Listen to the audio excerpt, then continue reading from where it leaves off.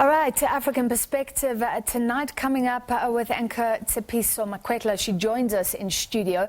So we've been looking at the violence, the looting, and you will focus on the current situation as well. You know, Francis, I was thinking especially about today's show in particular. I think the burden falls so heavily on our shoulders. As a show, African Perspective, you can imagine myriad perspectives on this particular thing. You've seen that reflected in the statements. You spoke to the Dean of Ambassadors earlier on saying that African countries should rally around South Africa. But there are also differences of opinion. So we'll be crossing back to Nigeria. We've been keeping tabs on the situation there where there were reported retaliatory attacks. Sherwin Bryce-Peace, our UN correspondent, has reported that there was an altercation between a Nigerian journalist and the UN Secretary General's spokesperson. He was complaining that clearly the UN and South Africa are not doing enough in recognizing what's going on here as xenophobic attacks.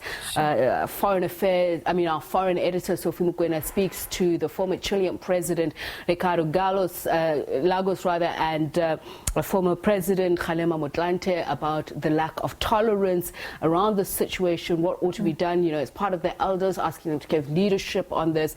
We'll be looking at that. And back here at home, we will be speaking in studio to the spokesperson of the APC, the governing body, the governing party in Nigeria, as well as an analyst about the situation. And of course, we're going to try and look at it as holistically as possible, because people are pinpointing it in one way or the other, but there are different ways of looking at the situation. So we'll be looking at that, seeing if we can tease out more solutions rather than creating problems.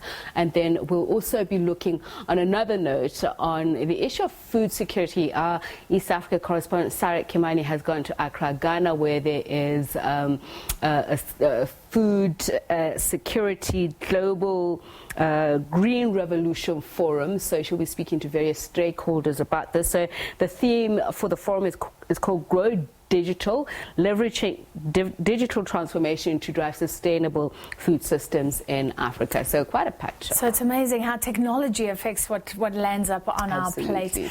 All right, a packed show looking at these issues, but speaking to many of those African parties from different countries and getting various different perspectives. It's back to Griselda.